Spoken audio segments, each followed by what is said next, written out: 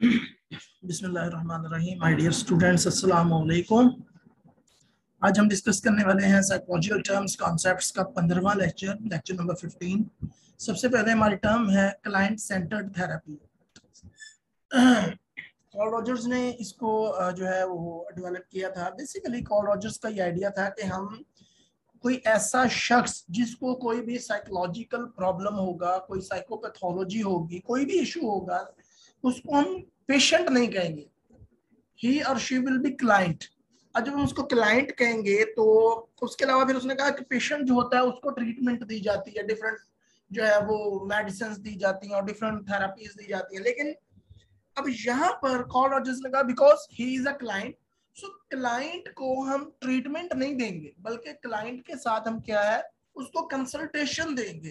Consultation देने से मुराद ये है कि हम उसको बताएंगे कि आपका ये मसला है, तो आपके अंदर जो है वो एक पोटेंशियल मौजूद है, आपके अंदर हिम्मत मौजूद है, ताकत मौजूद है, और आपने जस्ट उसको पॉलिश करना है, आपने उसको निकालना है, आपने खुद से अपना जो है वो मसला हल करना है। आपके अंदर एक विल पावर मौजूद है, आपके अंदर कैपेसिटी मौजूद है अपने मसले को हल करने की। तो सीसीटी जो थी वो कॉल रॉजर्स ने दी थी, उसके मुताबिक पेशेंट नहीं होता, क्लाइंट होता है ऐसा शख्स जिसको कोई भी प्रॉब्लम हो, साइकोलॉजिकल इशू हो, और हमने उसको ट्रीटमेंट की बजाय, मरीज समझने की बजाय हमने उसकी ट्रेनिंग करनी है, हमने उसको बताना है, उसकी अंदर की जो एबिलिटीज है, जो पोटेंशियल है, उसको निकालने में हमने उसकी मदद करनी है। आगे आ जाता है जी clinical psychologist. Clinical psychology is a mental health professional, specialized training होती है इसके पास, किस चीज में? डायग्नोसिस, ट्रीटमेंट करने में। क्लिनिकल साइकोलॉजिस्ट जो होता है बेसिकली एक ट्रेन्ड, एक प्रोफेशनल क्लिनिकल साइकोलॉजिस्ट एक मेंटल हेल्थ प्रोफेशनल होता है जो उन लोगों को डील करता है जिनको कोई साइकोलॉजिकल इशू होता है, कोई साइकोलॉजिकल मसला होता है, और उनका डायग्नोसिस करता है, हिस्ट्री लेता है, डायग्नोसिस के लिए डिफरेंट साइकोलॉजिकल टेस्ट यूज करता है, DSM-5 यूज करता है, या ICD-10-11 वगैरह जो है वो यूज करता है। उसके बाद उसका थेराप्यूटिक प्लान बनाता है, उसकी ट्रीटमेंट करता है, एंड सो ऑन। तो इस तरह का जो सारी एक्टिविटीज हैं एक पेशेंट से रिलेटेड, उसके डायग्नोसिस से रिलेटेड, उसकी ट्रीटमेंट से रिलेटेड, उसकी बिहेवियरल मॉडिफिकेशन से रिलेटेड, तमाम के तमाम जो है वो एक्टिविटीज क्लिनिकल साइकोलॉजिस्ट करते हैं। क्लिनिकल साइकोलॉजी क्या होती है? Basically this is the branch of psychology, या अप्लाइड साइकोलॉजी आप कह सकते हैं। यह अप्लाइड साइकोलॉजी की ब्रांच है जो रिसर्च और फाइंडिंग्स, रिसर्च की फाइंडिंग्स को पेशेंट के डायग्नोसिस, पेशेंट के ट्रीटमेंट, पेशेंट के प्रोग्नोसिस और डिफरेंट पेशेंट से रिलेटेड एरियाज में जो है वो अपना रोल प्ले करती है। इसकी एप्लीकेशन होती है डिफरेंट साइकोपैथोलॉजीज के डायग्नोसिस के लिए, डिफरेंट रिसर्च फाइंडिंग्स को जो है वो एप्लीकेट करती है। यानी अगर मैं सिंपल वर्ड्स में बात करूं तो क्लिनिकल साइकोलॉजी जो है वो अप्लाइड साइकोलॉजी की एक ब्रांच है जिसमें रिसर्च और जितना भी उसकी फाइंडिंग्स होती हैं, मेथोडोलॉजीज होती हैं, उनको हम पेशेंट के डायग्नोसिस के लिए, पेशेंट के ट्रीटमेंट के लिए, पेशेंट के प्रोग्नोसिस को जो है वो फाइंड आउट करने के लिए, और दूसरी पेशेंट रिलेटेड जो मॉडलिटीज हैं उनमें हम इस्तेमाल करते हैं। आगे आ जाता है closure. Closure basically gestalt psychology, आपने नाम सुना होगा। Closure, this is the principles of organisation. Basically जब हम गेस्टाल्ट साइकोलॉजी की बात करते हैं तो हम ये कहते हैं, या गेस्टाल्ट वाले ये कहते थे कि आपको पार्ट्स पे ध्यान नहीं देना, बल्कि एज ए होल चीज को परसीव करना है। A principle of Gestalt psychology that has generally been accepted in the study of the perception that the brain has a built-in tendency to perceive meaning, completion, and coherence, where the objective sensory facts may have no meaning, be incomplete or incoherent. यानी gestalt वालों के मुताबिक closure एक ऐसा phenomena है कि जो आपके ब्रेन के अंदर, basically closure is a tendency, एक टेंडेंसी है, एक एबिलिटी है जो आपके ब्रेन के अंदर जो है वो बिल्ट इन होती है कि आप किसी भी जो इनकम्प्लीट चीज होती है उसको आप कंप्लीट परसीव करते हैं। जैसे मैंने यहाँ पर एक इमेज पेस्ट किया है कि ये एक बेसिकली ये लाइनें हैं, यू कैन नॉट से कि दिस इज अ सर्कल, ये सर्कल नहीं, देखें ये एक ब्रोकन लाइंस है, ये छोटी सी लाइन है, ये लाइन है, ये लाइन है, यहाँ से खाली है, ये खाली लाइन है, लाइन है, लाइन है। लेकिन अब चूंकि ये लाइंस हैं, लेकिन वो एक पैटर्न में इस तरह है कि हमारा ब्रेन जो है वो उसको जो बिल्ट इन टेंडेंसी है वो क्लोजर की उसके असूल के मुताबिक इसको एज ए होल कंप्लीट करेगा, परसीव करेगा, इसको एज ए कंप्लीट जो है वो इसको परसीव करेगा। अगर मैं आपसे पूछूंगा ये क्या है, तो आप फर्स्ट जो है वो रिस्पॉन्स आपका होगा कि ये दायरा है, ठीक है। लेकिन ये दायरा बेसिकली नहीं है, ये तो लाइन है, ब्रोकन लाइन है, लेकिन आप इसको जो है वो दायरा परसीव करेंगे। क्यों? क्योंकि आपके ब्रेन के अंदर एक बिल्ट इन, एक पहले से बिल्ट इन का मतलब होता है पहले से मौजूद एक टेंडेंसी है जो किसी भी इनकम्प्लीट चीज को। अच्छा जी, अगली टर्म जो है वो हमारी है CNS, central nervous system. Central nervous system basically control most functions of the body and mind. It consist of 2 parts, brain and spinal cord. मेरा ख्याल इसको ज्यादा एलेबोरेट करने की जरूरत नहीं है, you people are know very well कि हमारी जितने भी हमारे जिस्म में, हमारी बॉडी में जितने भी फंक्शंस हैं, जितने भी हम प्रोसेसिंग होती है, जो भी होता है, इवन हम उठते हैं, बैठते हैं, चलते हैं, फिरते हैं, खाते हैं, पीते हैं, दौड़ते हैं, सोते हैं, वो तमाम का तमाम जो है वो हमारा जो है वो CNS कंट्रोल कर रहा है। अब CNS जो है बेसिकली सेंट्रल नर्वस सिस्टम, दो सिस्टम्स से या दो यू कैन से कि दो चीजों से मिलकर बनता है। First is brain and second is spinal cord. ठीक है जी, अगला आ जाता है कॉकटेल पार्टी फिनोमिना।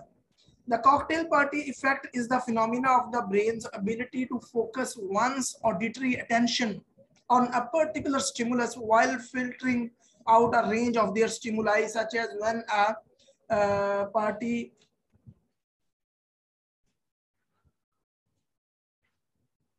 यहाँ पे थोड़ा सा जो है वो स्पेलिंग का मिस्टेक हो गया, लेकिन मैं देख लेता हूँ बहरहाल। तो focus on the single conversation in a noisy room. Cocktail party phenomena वो होता है कि ये हमारे ब्रेन की बेसिकली एबिलिटी है कि जहां बहुत सारे स्टिमुलस एक साथ जो है वो रन कर रहे हो, प्रोसेस में हो। मसलन जिस तरह एक पार्टी हो रही होती है या एक कमरा है, वहां पे बहुत सारे लोग आपस में बैठे बातें कर रहे हैं, लेकिन आपका ब्रेन जो है वो एक खास किस्म के दो लोगों का जो है वो बातें वो आप तक पहुंच रही होती हैं। यानी आपके ब्रेन की एबिलिटी है कि वो बहुत सारे स्टिमुलस में से एक स्टिमुलस को जो है वो पर्टिकुलरली अटेंड कर लेता है, तो इस that is called cocktail party phenomena. Again मैं बता देता हूँ कि जिस तरह बहुत सारे स्टिमुलस हैं, यानी बहुत वही बात है कि एक पार्टी चल रही है, बहुत सारी गैदरिंग है, बहुत सारे लोग मौजूद हैं, लोग आपस में बातें कर रहे हैं, लेकिन आप जो है वो एक चीज पर फोकस करके बैठे हुए हैं और फोकस कर रहे हैं एक कन्वर्सेशन को। जो दो आपस में बातें कर रहे हैं लोग, उन्हीं की कन्वर्सेशन को फोकस कर रहे हैं, और बाकी जो जितने भी लोग आपस में बातें कर रहे हैं उनको जो है वो आप इग्नोर कर देते हैं। ब्रेन, आपका ब्रेन की एबिलिटी है ये, this is called cocktail phenomena. आगे आ जाता है जी cognition. Cognition basically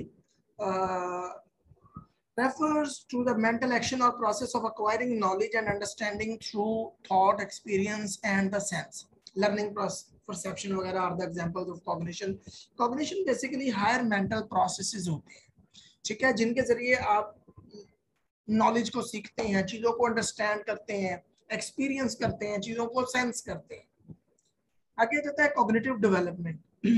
cognitive development basically the field of study in neuroscience and psychology, focusing on the child's development in terms of information processing, conceptual resources, perceptual skills, language learning and other aspects of the development. अच्छा, cognitive development क्या होती है? Development का आपको पता है कि change आना, बेसिकली चेंजिंग। अगर फिजिकल डेवलपमेंट है तो फिजिकल डेवलपमेंट का मतलब ये होगा कि आपकी फिजिकली चेंज हो रही है आपकी बॉडी, आप बड़े हो रहे हैं, ठीक है। और जब हम कॉग्निटिव डेवलपमेंट की बात करते हैं तो इसका मतलब यह है कि हमारी जो सोचने समझने की सलाहियत है वो ज्यादा हो रही है, हमारी चीजों को परसीव करने का जो एक कैपेसिटी है वो ज्यादा हो रही है, चीजों को लर्न करने की कैपेसिटी जो है वो ज्यादा हो रही है, हम चीजों को अंडरस्टैंड करने की कैपेसिटी ज्यादा हो रही है, हमारी प्रॉब्लम सॉल्विंग की हमारी कैपेसिटी ज्यादा हो रही है, डिसीजन मेकिंग की हमारी कैपेसिटी ज्यादा हो रही है। ज्यादा होने से मुराद ये है कि तब्दील हो रही है, ठीक है। इससे कॉग्निटिव डेवलपमेंट जो होती है उससे ये मुराद है कि ज्यादा हो रही। ज्यादा मैं इसलिए कह रहा हूं कि मोस्टली जो है वो ज्यादा होती है, अदरवाइज कुछ लोगों की कम भी हो जाती है। असल में डेवलपमेंट का मतलब ये होता है कि चेंज आना, चेंज आना। दिस इज कॉल्ड, लोग बहुत सारे मैंने लोगों को देखा है कि वो डेवलपमेंट का मतलब हमेशा पॉजिटिव सेंस में लेते हैं, हालांकि डेवलपमेंट का मतलब होता है चेंज, वो नेगेटिव सेंस में भी हो सकती है। कॉग्निटिव डिसोनेंस, कॉग्निटिव डिसोनेंस क्या है जी? The term cognitive dissonance is used to describe the mental discomfort that results from holding two conflicting beliefs, values, or attitude. People tend to seek consistency in their attitudes and perception. So this conflict causes feeling of unease or discomfort. आपने देखा होगा कि लोगों के अंदर mostly एक ही वक्त में दो ऐसे एटीट्यूड कर रहे होते हैं कि जिनकी वजह से उनके अंदर जो है वो इनकंसिस्टेंसी आ रही होती है। मसलन एक बंदा जो है वो सिगरेट पीता है, अब वो सिगरेट भी पीता है, यानी कि उसका एटीट्यूड ये है कि वो सिगरेट पीता है, सिगरेट को पसंद करता है, लेकिन दूसरे ही लम्हे वो सारे ये भी कहता है कि cigarette smoking is injurious to health, या smoking is a cause of cancer. अब ये दो डिफरेंट एटीट्यूड है जो एक ही वक्त में वो कर रहा है, ठीक है जी। अब क्या कर रहा है कि एक वो सिगरेट भी पी रहा है और दूसरा जो है वो सिगरेट पीने को बुरा भी समझ रहा है। तो ये इन दोनों एटीट्यूड्स की वजह से उसके अंदर एक डिस्कम्फर्ट जो है वो क्रिएट हो जाता है। This is called cognitive dissonance.